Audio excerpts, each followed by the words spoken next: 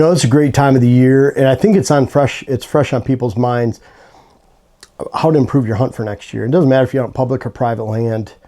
You get to this point in the season, it's a great time of reflection, and it's a great time to start getting geared towards next year.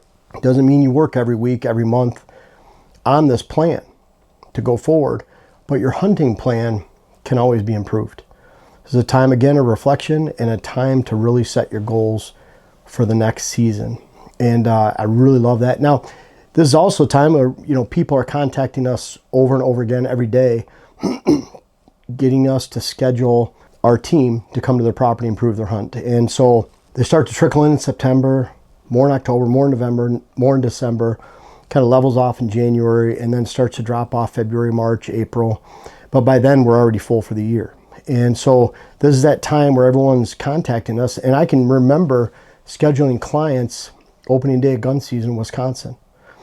And it's because I'm bow hunting or gun hunting middle to end of November, and people are out hunting, disgusted with their season, with their opening day of gun season, and their content is, you know what, we're going to hire Whitetail Habitat Solutions to come out and fix our problem. And these are some of my top picks and top fixes for your land. And I put 5, quickly turned into 7, including Dylan's input here. I want him number 7 down here. So he took all the good ones. I can see that already. I'm sorry.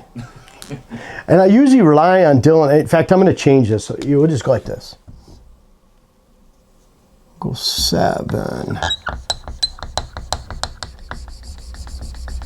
And I like doing this with Dylan, not taking the easy ones and giving him a hard one, but he's usually the one that picks things out. He's usually the one that lets me know if I spelled something incorrectly, if I missed something. He'll even interject at the end, which is awesome too. Say, hey, what about this? Which I always appreciate. So pressure's on, Dylan. I took the easy ones again. Picking one up. Okay. Quit beating your head against the wall. If you always do what you've always done, you always get what you had, or whatever that saying is. There's people that just expect things to change. Worse off, there's people that think the DNR is going to change it for you with lights and structure. They're not doing a good job managing the herd. No, you're not doing a good job managing the hunt. And if you think you're not a manager on public land, you're looking at it way wrong. Every time you pull the trigger on public land, you're making a management decision. If there's too many deer, take some does. If there's not enough, don't shoot some does. Pretty simple. If you're on public land, you're not having a great hunt, move. Find a different spot. Maybe that means going 2 hours the opposite direction from the 2 hours you're spending to get to this public land. Just go get out of your comfort zone and learn. Hunt private land and public. I'll tell you what, if you only know how to hunt private land in one certain spot, one certain property, you don't know how to hunt that well. If you only know how to fish bass in a pond, you don't know how to fish that well. If you only know how to fish bass in a river, and that's it. What happens when you go to a big lake, small lake? If you only know how to do something in one spot, you really limit yourself for growth, experience, learning, and ultimately what your goals are, because you don't know how to set goals if you haven't experienced other opportunity and other experiences. So I urge you to hunt public and private land. That'll really help you learn and expand your horizons. It was interesting, Dylan was, and we run in the same thing, why do you travel all the way to Pennsylvania to shoot small bucks?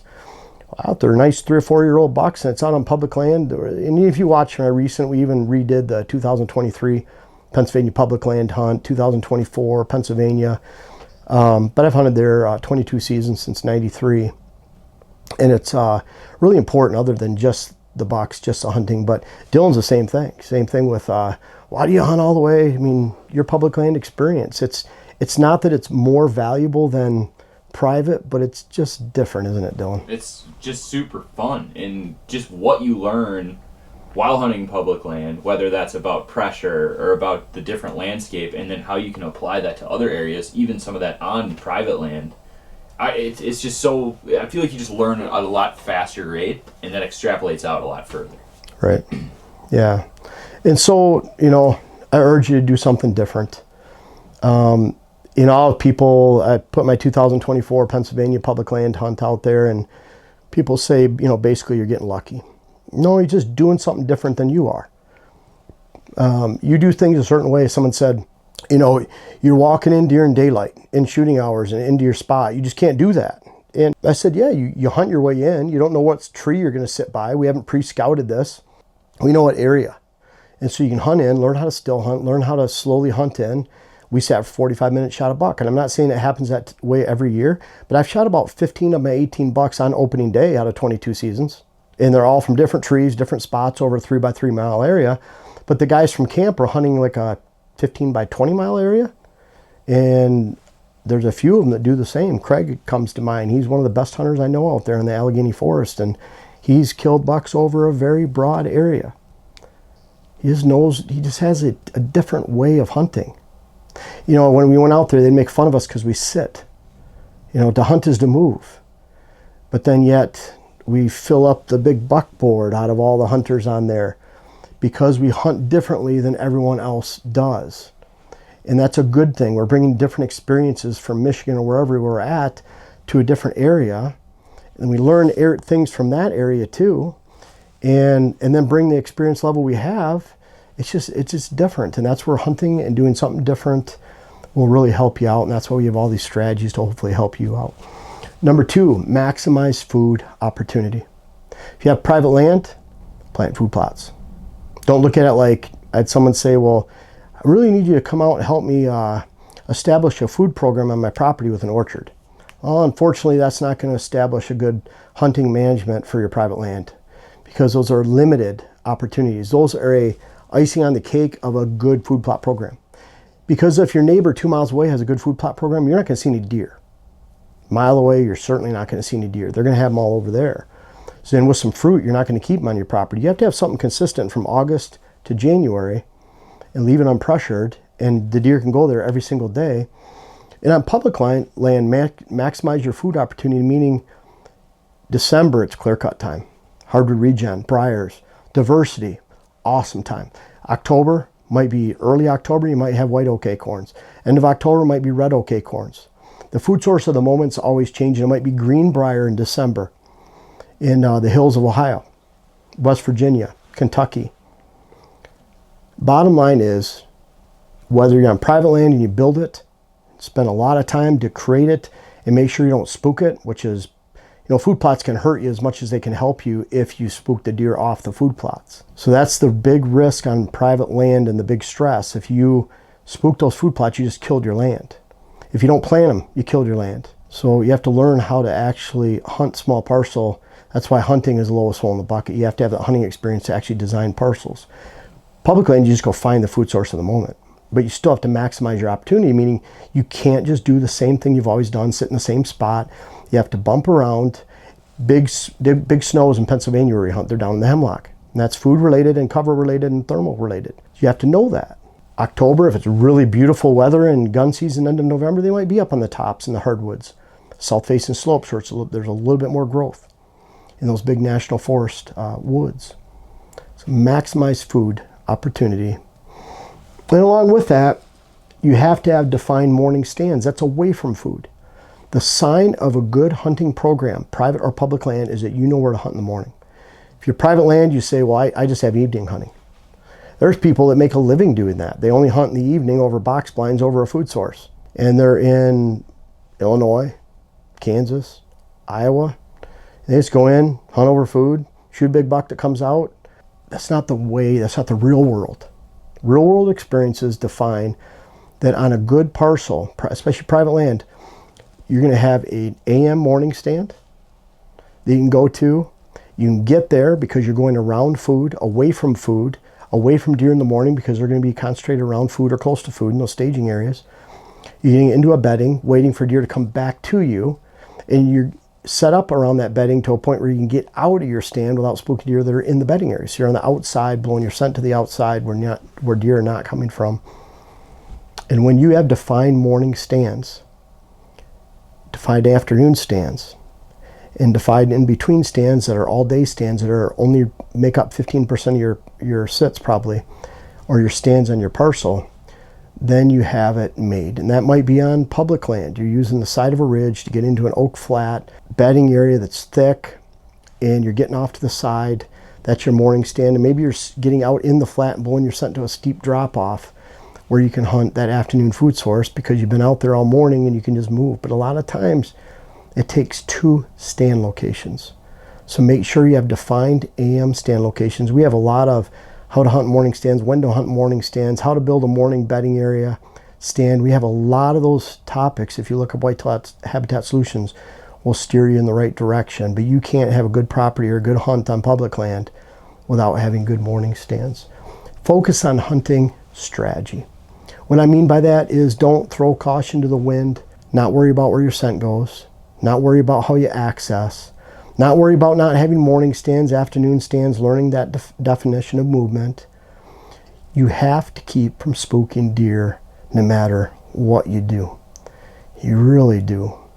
So if you concentrate on hunting strategy, whether you're building habitat or you're finding good habitat on public land, it'll always lead you to success. You might say, well, this is a great food source. It'd be really cool to sit here, but how can I get here?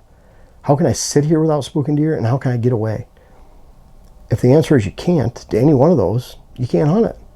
It's not a good stand location if you're going to spook deer. Stay off food more. Notice I didn't say stay off food altogether. If you can hunt a food source and not spook deer that are eating in that food source, whether you're getting in there in the morning, afternoon, getting out in the afternoon, evening, then it's probably okay. But you'll find that, in Kentucky, I shot my big buck there over a food source this year. Wisconsin, Minnesota, not food, next to bedding. And then Pennsylvania was not in a food source. It was a brushy area, travel area, cruising area, area where deer run through or move through when they're being pushed by other hunters, but it wasn't a food source. We have lots of food plots here. I shot a doe last night, it wasn't on a food plot. My son-in-law Joe shot a buck last night, it wasn't on a food plot. So I'm not saying we don't hunt food plots. Bo last year was a 6-year-old buck I shot on a food source. No, great opportunity. I'm going to sit on a food source tomorrow and the next night in Wisconsin watching a unpressured food source from a distance that I won't spook. There's no way to spook it from where I'm sitting. Equals long shots with a muzzleloader, but I'm going to enjoy it. The thing is, if you're hunting food sources all the time, food plots all the time, food sources all the time, you're never going to experience the potential of success that you would otherwise. I say stop hunting the food plots as much, stay off food more, because obviously we're still going to hunt food at times. It's a good thing to do, but you should be hunting off food likely a lot more than you're hunting on food. And if you're only hunting food right now, it's kind of going back to quit beating your head against a wall. This isn't the outdoor channel. You're probably never going to capture your potential of success on that parcel and access. When you access, when you get in a stand, when you get out, doesn't matter if it's morning, afternoon, midday, whenever it is, you're accessing through non-deer areas. That's why in a 40-acre parcel, 100-acre parcel, you can't improve every square inch because then you wouldn't know where a deer's at for bedding or feeding. You're improving food over here, bedding over here, transition area in between, and you're going to have blocks of timber, especially along your access and where you blow your scent into during your access, where you can expect deer not to be. And by improving other areas to a much higher degree, bedding, food source areas, that'll help you know where a deer are not going to be. And so instead of just having a blank slate, nothing on the property being improved, not knowing where deer are at, it's all random, you're saying deer are going to be here in the morning, right at daybreak, and then at dusk because they're feeding here. That means during the daylight they're going to be here because they're bedding. That helps you know where to access. So your access in one way might be completely different when you depart from that stand later in the morning or after dark because you're going in one way. Jen's buck that she shot this year in Wisconsin, she went in one way, sat for the morning, got out about noon, 1 o'clock, went through a non-deer area, the exact opposite. She made a giant circle going back out and hunted an afternoon food source and shot her target buck on opening day. She went in one way, came out another, and that was key. So when should you access in a certain direction? When the deer aren't there. That's your number one key. That's why you can't sit on a food source and try to get out if it's a big food source and that's where all the deer are hanging out till dark. That's why you can't sit there. That's why you need to stay off there, because you can't access out of that stand without spooking deer. And it should be black and white. So you can't get in and out without spooking deer. Change your access, change where the food's at, change where the bedding's at. Do something different, going back to number one, and you'll find success. So I've covered the easy ones, Dylan said. So what's your Dylanism for number 7? All right, I got 2, and I'll try and make them concise. They're very unrelated, but you've kind of danced around this a lot, but I like to think about your parcel, think about the sanctuary, the core area. What areas have you protected? Why are there going to be mature deer there? And how do you encourage more mature deer to be there by thinking about all this access, thinking about where you're blowing your scent that whole time? And basically, like, I think about the same thing on public land too, but basically zoom out. Think about your neighbors, where are they hunting, where are you getting in, and where is there enough room for those bucks to actually be, right? So that's a great point. I just like to think about, I have a 40-acre lease. I try and protect 30 of it, 35 of it. And that means I'm not going in there to change batteries on cameras, etc., unless I absolutely have to, or if the weather allows me to do that, or if I've already killed a buck and I have to get it out. You know? I'll add to that point. And that's where we come up with the digital land management. I put the link for signing up for that. That's a slow process, but we can go to one of our 400-acre neighbors, and we can take out the house where they travel into their property, where they drive through open fields to get to stands with a gas ATV, where they walk into, and where that destroys other parcels because of those movements. And we can X out about 160 to 200 acres, 200 acres plus, right off the bat. You can just look and say, there will not be a mature buck living in that area. And that's canceling out half the land before you even start the season. And it fragments and lowers the entire buck age structure for the area, especially on a large parcel. Where Dylan, he's saying 35 acres out of 40, even 30 acres out of 40. That's 75% of the land you're giving to all deer all the time. That'd be 300 acres out of the 400, and they're already Xing out 200 just so we can see out of 400. So a complete waste. And so, yeah, sorry. Nope, really great. good point. No, great. Really good point. My other one is, ways to improve your hunts. Hunt when the hunting is good. Are you hunting just because you have the day off and you want to get out of the house, or it's Saturday and that's just what you're going to do? Or are you being strategic about it and going, you know what, if I wait and hunt Sunday evening, that's when that front rolls through, that's when bucks are going to be on their feet more likely. That's when you hunt. You're going to have a way better hunt then than you did Saturday when it's warm and windy or whatever. So you're improving your hunt just by being smarter about when you hunt. And I would imagine, like with you and your wife, Jara, you're gone on the road. You're hunting, but you're filming a whole bunch too, all different kinds of hunting industry entities. And so when you have that time with Jara and it's a crappy day, you have Fish Friday and go and spend time with Jara. I had 5 days I could have hunted this last week. I ended up actually sitting 2 times, and it was just, this is when my odds are best. And other than that, I'm getting brownie points at home and getting laundry done and, putting storm windows in, that kind of stuff. Yeah. The stuff that has to get done, and putting all my cards into when that hunting is going to be best. So it improves your hunt, improves family life, helps you manage your career, and it's a win-win for everybody. So really good points, Dylan. See, I didn't take the easy ones. All right. That wasn't bad. But thank you guys for watching. Again, you can look at our consulting services, whitetailhabitatsolutions.com. We're on Instagram too. Jen's on Instagram. Dylan's on Instagram. And, give us a follow there. But at the same time, we have the How to Design Your Web class, your Whitetail Parcel Web class. Whitetail Success by Design, my first book that came out in 2012, can help you with all of this. And those are my original concepts. They're all in there. Wanted to write about them because they're mine. I don't copy stuff. And then we have all this free content here, so you don't have to spend a dime. But check out those services. We're here to help. Lots of free information. I try to answer a lot of comments down there. If you're getting into personal conversations about, this is what I want to do on my land, what should I do? I just don't have time to answer those on YouTube. I wish I do.